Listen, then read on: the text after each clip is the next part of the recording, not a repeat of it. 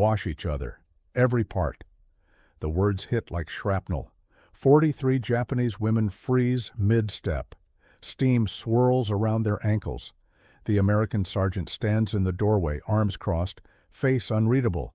Chio Nakamura, 22, former Army nurse from Kobe, feels her stomach drop. She hasn't bathed in 11 days. None of them have. The transport ship reeked of diesel and vomit and fear. But this is what they warned her about. 43 women. That's all that remained from her unit. The youngest is Mitsuko Aoyama, just 19, a signals operator who still trembles at sudden sounds. The oldest is Tomoko Yamashita, 31, a senior medic who's been keeping everyone alive through sheer willpower. Now Tomoko's face has gone white. Karera wa watashitachi o yogosu tsumori da. They mean to defile us. The propaganda echoes in Chio's skull. Every lecture, every warning, every horror story whispered in training camps about what Americans do to captured women. She was 16 when they started teaching her. 6 years of preparation for this exact moment. The bathhouse tiles are cold under her feet. White tiles. Clean tiles. That detail makes no sense. If they wanted to hurt us, why would the room be clean? The sergeant speaks again. His interpreter, a young American with Japanese features, stumbles over the words. Wash each other every part. His accent is wrong. Californian, maybe. A traitor to his blood. But wait, why is there soap? Real soap, not the lye blocks they used in the military. And towels. White cotton towels, folded in neat stacks against the wall. 43 towels, one for each of them. Mitsuko starts crying. Silent tears, the kind that don't make sound because sound draws attention. She learned that somewhere terrible. Chio's hands won't stop shaking. She counts the exits. One door behind the sergeant. One window fogged with steam, too small to climb through. No weapons visible. No restraints. 94%. That's the lice infestation rate on Pacific transport ships. Chio doesn't know this statistic. She doesn't know that typhus kills 1 in 5 untreated prisoners. She doesn't know the Americans have lost more POWs to disease than to bullets. All she knows is what she was taught. Americans are animals. The sergeant checks his watch. He looks tired, not predatory. Tired. Then the door behind him opens, and what steps through changes everything. American women, in uniform, holding soap. Chio's brain stutters. The propaganda never mentioned this. The warnings never included female soldiers with Red Cross armbands and tired eyes. 3 of them. Walking in like this is routine. Lieutenant Patricia Hendricks, 28, leads them. Her uniform is crisp despite the humidity. Behind her, Corporal Doris McAllister, 24, carrying a clipboard, and Private Nancy Whitmore, 26, pushing a cart of supplies. "Oh, honey," Nancy says, looking at Mitsuko's shaking hands, "you're terrified." The interpreter translates. Mitsuko flinches like she's been struck. Tomoko steps forward. Her voice is steel, wrapped in silk. "What do you want with us?" Lieutenant Hendricks doesn't wait for translation. She's seen this before. Without a word, she rolls up her sleeve, takes a bar of soap, and begins washing her own arm, slowly, methodically. Neis kanojo wa jibun o arata iru no. Why is she washing herself? Lice. The word comes from Corporal McAllister, who's checking names against her clipboard. Lice protocol, standard delousing procedure. Everyone who comes off transport ships goes through this. Men yesterday, women today. The sergeant in the doorway, Chio had forgotten about him, shifts his weight. "I'll be outside," he says, and leaves. The door closes behind him. 43 women, 3 American nurses, no men. This isn't what was supposed to happen. Lieutenant Hendricks finishes demonstrating. Her arm is pink from scrubbing. The soap has medicine in it, kills lice, prevents typhus. Typhus killed more soldiers last year than combat did. We're not losing any of you to bugs. The interpreter translates. His voice cracks on, "losing any of you." Chio processes the words one at a time. Medicine, typhus, losing, you. Tomoko hasn't moved. And if we refuse? The lieutenant shrugs. Then you refuse. We document it. Medical exception. Your choice.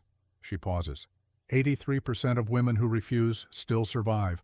Odds are good either way, but she doesn't finish. She doesn't have to. Mitsuko is still crying, but now she's looking at the soap in Nancy's hands. White soap, clean soap, the first clean thing she's seen in months. Kore wa wanaka? Is this a trap? Nancy holds out the soap, waiting, patient. But Mitsuko doesn't move. Her hands are shaking too hard, and what she says next stops the entire room. I would rather die. Mitsuko's voice cracks. 19 years old.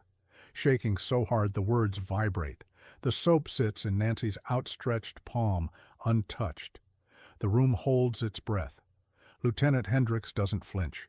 She's heard this before. Different languages, same terror. She looks at the interpreter, then back at Mitsuko. Why? One word, no judgment, just a question. Shiwa hazukashime yori mashida. Death is better than shame. That's what we were taught. The interpreter translates. Nancy's face crumbles. Corporal McAllister stops writing on her clipboard. For a moment, nobody speaks. 78%. That's how many Japanese women in military training received explicit propaganda about American brutality. They were shown photographs, staged, Chio now suspects, of things that would happen to them if captured. They were told stories. They were made to memorize responses. Mitsuko memorized all of them. Chio steps forward. Mitsuko-san, look at me. The girl's eyes are unfocused, lost somewhere else, lost in the training camp where they taught her what capture meant. She was 16 then, 16. Mitsuko, look. Slowly, the girl's eyes focus. She sees Chio, sees Tomoko behind her, sees the other women, her unit, her sisters, watching. We're still here, Chio says, still alive, still together. The steam hisses from a pipe somewhere. Water drips. Someone coughs. Tomoko moves then. The senior medic, with 31 years of survival instincts, crosses the room and takes the soap from Nancy's hand. She doesn't ask, doesn't hesitate. She smells it. Second, tada no second. It's soap, just soap. Then she lathers her own hands, right there, in front of everyone. The foam is white and thick and smells like lavender, Nancy says quietly. Reminds the boys of home. Boys, not prisoners. Boys. Tomoko washes her hands, then her face, then her neck. The water runs gray with 11 days of transport ship filth. When she finishes, she's breathing hard, but her voice is steady. It's soap, she tells the room. Just soap. Mitsuko watches. Her shaking slows, not stopping, just slowing. Her hand reaches toward the soap, then pulls back. I can't, she whispers. Lieutenant Hendricks kneels, not sits, not bends. Kneels. An American officer, on the wet tile floor, looking up at a 19-year-old Japanese prisoner. And what she says next is not what anyone expects. I know what they told you. Lieutenant Hendricks' knees press into wet tile. Her uniform will stain. She doesn't care. Mitsuko stares down at her.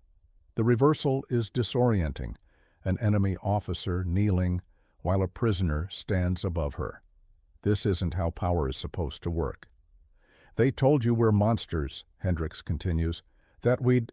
She stops, swallows. I know what they told you. The interpreter translates. His voice is barely audible. Kanojo washite iru. Duyata? She knows. How? Hendricks keeps her hands visible, palms up, empty.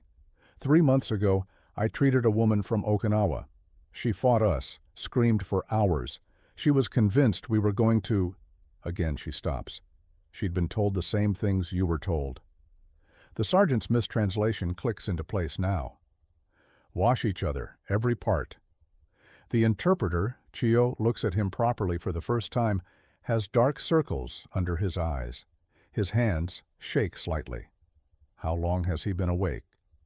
The phrasing, Corporal McAllister says quietly. That's our fault. Sergeant Torres learned Japanese from a phrase book. The interpreter's been awake 36 hours straight. They were trying to say, assist those who cannot wash themselves. 17%.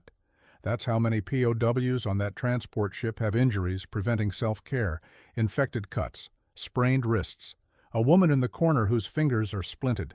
The order was about helping the wounded, nothing else. Mitsuko's breathing changes, still fast, but different. The kind of fast that comes before understanding, not before panic. The woman from Okinawa, she whispers. What happened to her? Hendricks stands, slowly. Her knees crack. She's older than she looks, Chio realizes. The war ages everyone. She runs our laundry facility now, voluntary position. She told me last week she wants to learn English. The bathhouse is silent except for water dripping. Then Mitsuko looks at Hendricks's wrist, really looks, and her face changes completely. Burned scars, running from wrist to elbow. Old scars, healed but visible, the kind that come from fire, not from weapons. How? Mitsuko asks. Hendricks doesn't hide her arm, doesn't roll down her sleeve. Philippines, 1942, hospital fire. I was pulling patients out when the ceiling came down. Kanojo mo kurushinda. She suffered too. Nancy holds out the soap again. This time, Mitsuko takes it. But she's not looking at the soap. She's looking at the scars and what she sees there. The scars tell stories the mouth won't. Chio watches Mitsuko trace the soap bar with her thumb, but the girl's eyes keep returning to Lieutenant Hendricks's arm, from wrist to elbow, twisted tissue, healed wrong. How many? Mitsuko's voice is small. How many did you save? The interpreter hesitates. Hendricks answers anyway. 11. 12 if you count the nurse I threw out the window. A ghost of a smile. She broke her ankle, still mad about it. 1,600. That's how many American nurses served in the Pacific Theater. 78 died. 11 became POWs themselves in Japanese camps. Hendricks almost became number 12. Kanojo wa jibun no inochi o kakete hito o sukuta. She risked her life to save others. The words land differently now. Propaganda told them Americans were cowards who fought with machines, not courage. But here's a woman with fire-carved proof on her skin. Tomoko moves first. Ayumi-san, she calls to a woman near the back. Your shoulder, come here. Ayumi Ota, 24, steps forward. Her left shoulder is a mess of bandages, shrapnel from the final battle. She hasn't been able to lift her arm in 2 weeks. She can't wash herself, Tomoko says, not asking, stating. I'll help. Nancy provides fresh bandages. Corporal McAllister notes the wound on her clipboard, documenting for proper medical treatment later. This is a system, Chio realizes, an organized system for keeping prisoners alive. The water runs as Tomoko helps Ayumi wash around the wound, careful, gentle, the way nurses are supposed to treat patients. Mitsuko watches. Then, slowly, she begins to wash her own hands. The soap lathers white. The foam runs gray. 11 days of filth sliding off her skin. Chio moves to help a woman with splinted fingers. Across the room, other pairs form, prisoners helping prisoners, just like the order actually intended. Watashi tachi wa machigate ita. We were wrong. Nobody says it out loud. Not yet. But the thought ripples through the room like a stone dropped in still water. Private Nancy starts humming. Something soft. American, probably. The melody floats over the sound of water and splashing. For a moment, just a moment, the bathhouse feels almost peaceful. Then Setsuko Watanabe screams. Not fear. Something else. Her hands have frozen on another woman's ribcage. Her face is white. There's something here, she gasps. Under her arm, I felt it. And what she's found will change a woman's life. Setsuko's hands hover over the woman's ribcage, shaking. It's hard, like a stone. The woman, Noriko Fujiwara, 25, former radio operator, doesn't understand. She twists to look, but the mass is beneath her arm, impossible to see without a mirror. What is it? What did you find? Lieutenant Hendricks moves fast. 3 steps. Her fingers replace Setsuko's. Professional. Clinical. Her face goes very still. McAllister, get Captain Richardson, now. Corporal McAllister doesn't ask questions. She's out the door before Hendricks finishes speaking. The bathhouse goes silent. Every woman freezes, because they know that tone, that urgency. They've heard it in field hospitals when something is very, very wrong. Watashi wa shinu no desu ka? Am I going to die? Noriko's voice is barely a whisper. She hasn't asked about her chances until now. She didn't know there was something to have chances about. We don't know yet, Hendricks says. Honest, not comforting, but honest. We need a doctor to examine you, properly. 93%. That's the mortality rate for untreated tumors of this type. With surgery, 41%, 5-year survival. The difference between those numbers is an operating room and a doctor willing to cut. Captain Benjamin Richardson arrives 7 minutes later, gray-haired, steady hands. He examines Noriko behind a curtained partition while 42 women wait in silence. The diagnosis comes fast. Too fast for good news. Tumor, early stage. Operable if they move quickly. Teki ga watashi no inochi o suku tushite iru. The enemy is trying to save my life. Noriko stares at Captain Richardson like he's speaking a language she's never heard. Because in every story she was told, this is where the horror starts. The operating table, the enemy surgeon, the unimaginable things. But Richardson is writing orders for a real surgery, blood type match, anesthesia protocol, post-operative care schedule. You have insurance, he says dryly. Uncle Sam's paying. The interpreter translates. Noriko doesn't laugh. She doesn't understand the joke. She doesn't understand any of this. Chio watches them wheel Noriko toward the door. The woman who walked into this bathhouse expecting assault is being carried toward a surgery that might save her life.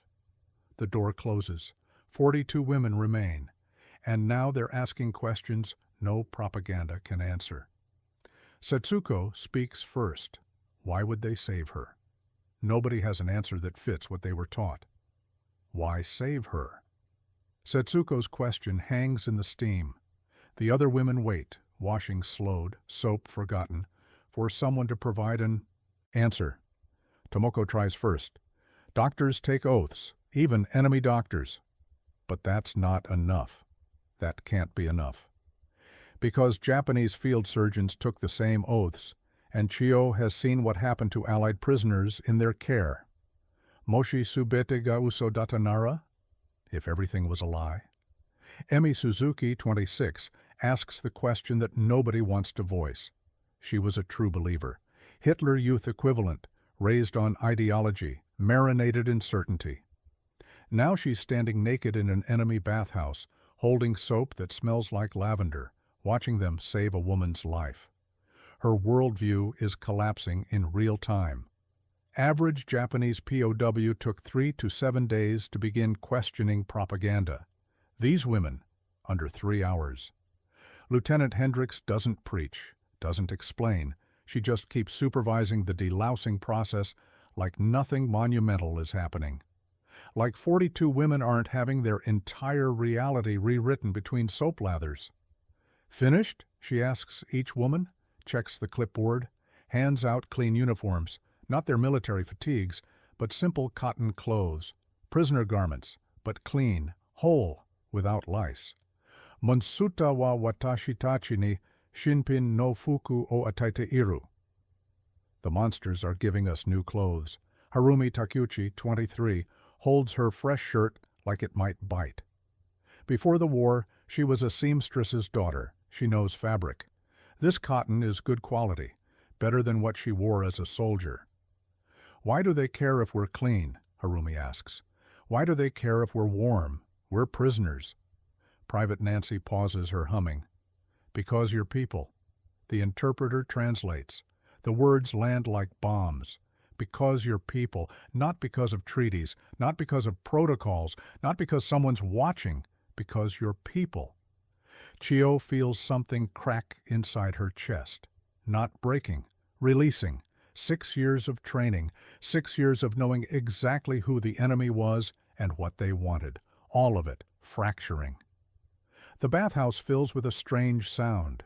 Women talking, arguing, some crying, some laughing, the hysterical laugh of people who don't know what else to do. Then Nancy does something that stops all of it.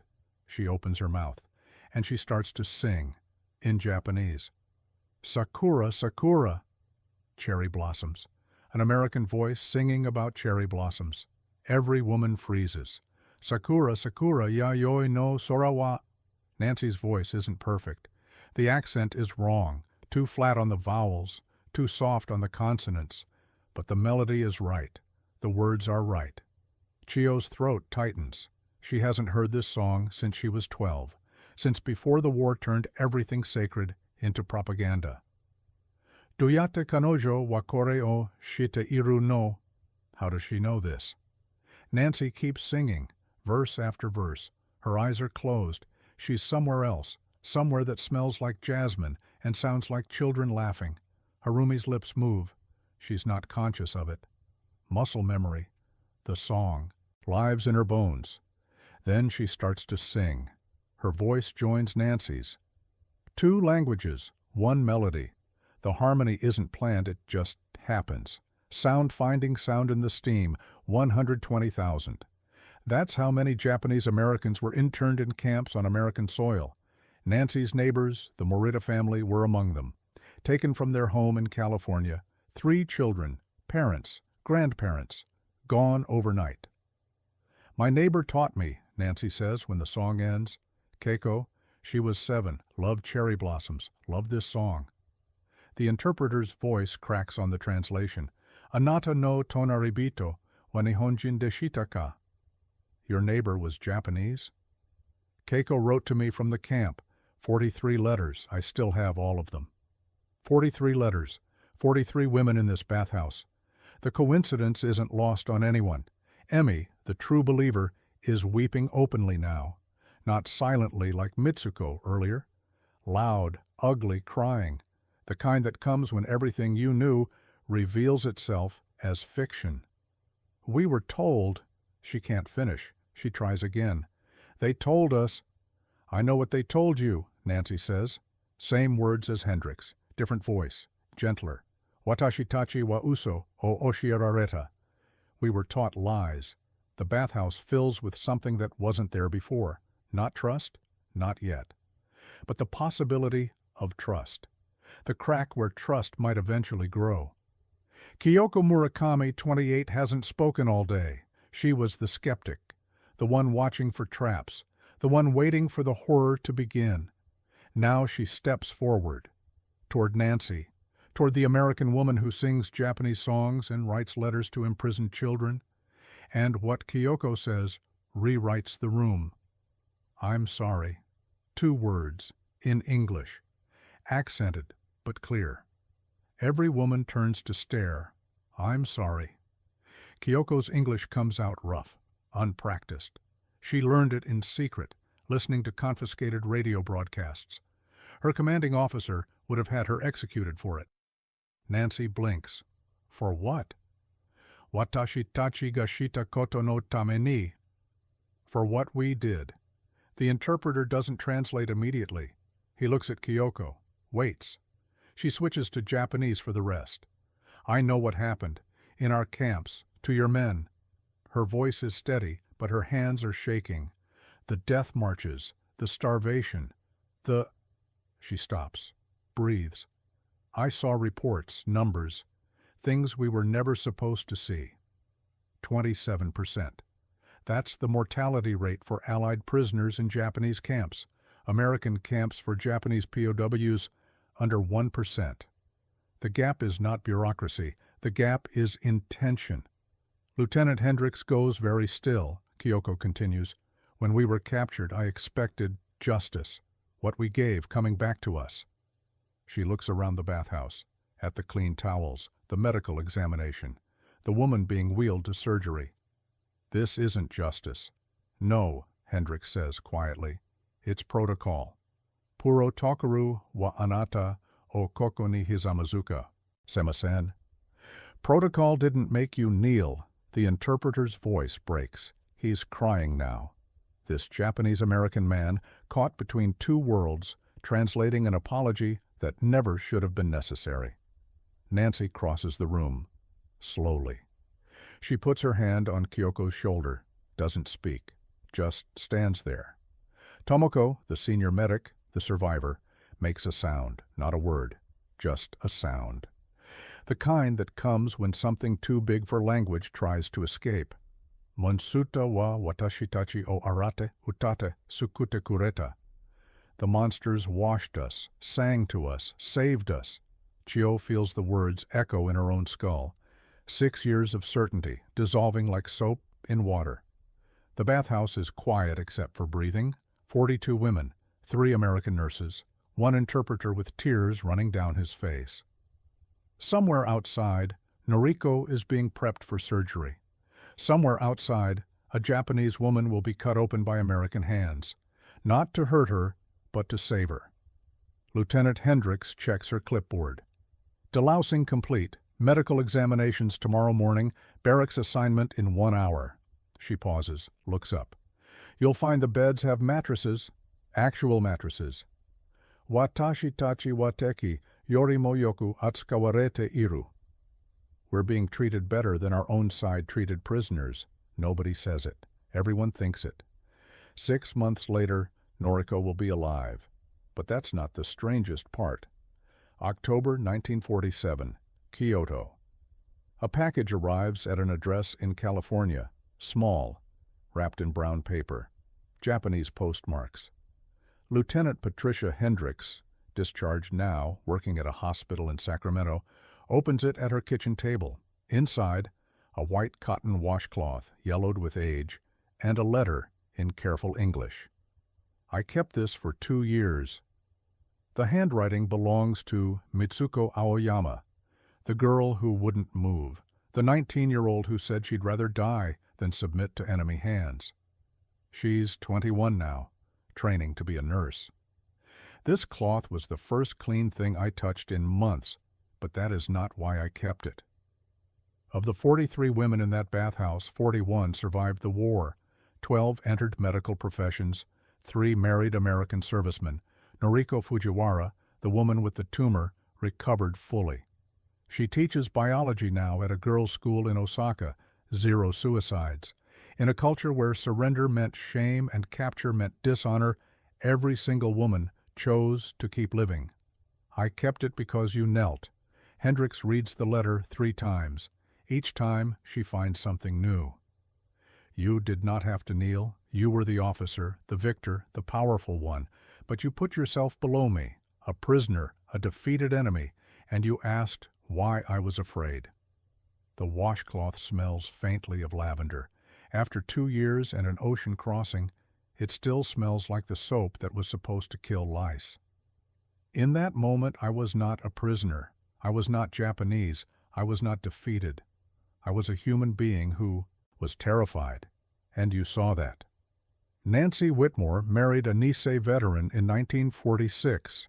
The Morita family, her neighbors from California, attended the wedding. Keiko, no longer 7, served as flower girl. 43 letters became 44 when she wrote to invite them. The propaganda said Americans were monsters, but monsters do not kneel, monsters do not sing, monsters do not cut open prisoners to save their lives. Hendricks folds the letter, sets it beside the washcloth, sits in her kitchen for a long time. In war, the smallest acts, a cloth handed back, a knee-touching tile, a song remembered from childhood, mean the difference between enemy and human. Wash each other, every part. 5 words mistranslated, 43 women terrified, 1 lieutenant kneeling on wet tile. And now 2 years later, a washcloth crossing an ocean to say, you made me believe that survival was not shame. You made me human again.